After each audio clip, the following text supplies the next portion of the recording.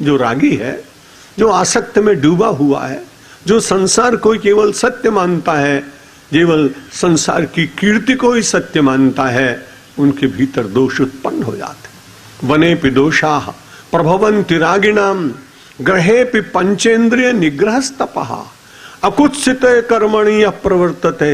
मानो भगवान श्री कृष्ण की बात कह रही है वो, कि ऐसे कर्म में जो लगा हुआ है, जो अकुत्सित कर्म है, जो निंदनीय कर्म नहीं है, उनको करने वाला अकुत्सित कर्मणि अप्रवर्तते निवृत्त रागस्य, और जिसका राग कम हो गया, महाराज गृहम तपोवनम, उसके लिए तो उसका घर ही तपोवन बन जाता है।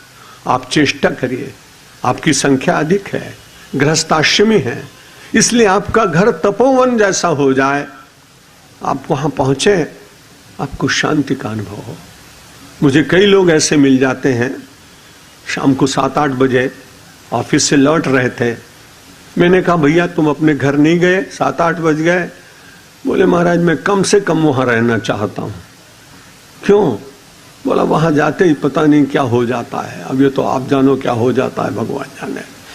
उसने कहा कि मैं जिनको मिलना चाहता हूं, जिनसे बात करना चाहता हूं, वो तो शिकायत के बहुत बड़े बंडल लेकर तैयार रहते हैं, इसलिए लगता है कि भाई जाना है, मेरा घर है, कर्तव्य का पालन करना, लेकिन कोई बहुत प्रीति अंतर से नहीं जागती। लेकिन यदि आपका गृह तपोवन हो जाए कि जहां जाते ही कहीं संकीर्तन सुनाई पड़े, कहीं आरती हो रही है, कभी रविवार का हवन हो रहा है, कभी हनुमान चालीसा पढ़ रहे हैं, कभी सुंदरकांड का पाठ कर रहे हैं, कभी मौन हो रहे हैं, कभी उपवास कर रहे हैं, ये सब गृहस्थ आश्रम में सरलता से हो सकता है। और इनमें से जो कुछ आपको अच्छा लगे, यदि आपने अपनाने का प्रयत्न किया, तो निश्चित रूप से आश्रमों में जाएं साधना करने के लिए, और पूरे जीवन को साधनामय बनाने के लिए अपने घर में रहें।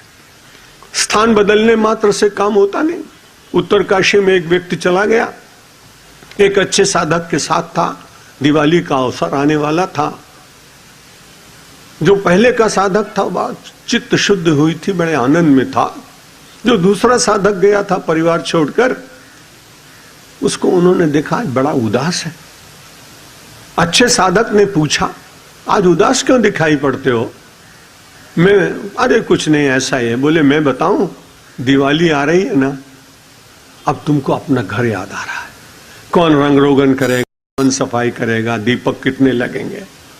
उत्तरकाशी में बैठा हुआ वह अपने आप ही केवल प्रवाह में आकर के और त्याग करने वाला व्यक्ति, तो दूसरे साधक ने कहा भाई रास्ता जाम मत करो, रास्ते में सड़क में गाड़ी आ रही है और तुम अपनी पूरी कोठी और बंगला रख रहे हो, कैसे आएंगे लोग। बहुत लज्जित हुआ। इसलिए निवेदन ये है, भगवान कहते हैं न एक क्षण भी आप बिना कर्म किए नहीं रह सकते, नहीं कश्चित क्षणमपि जातु तिष्ठत्य कर्मकृत। एक क्षण भी व्यक्ति बिना कर्म किए हुए जी नहीं सकता।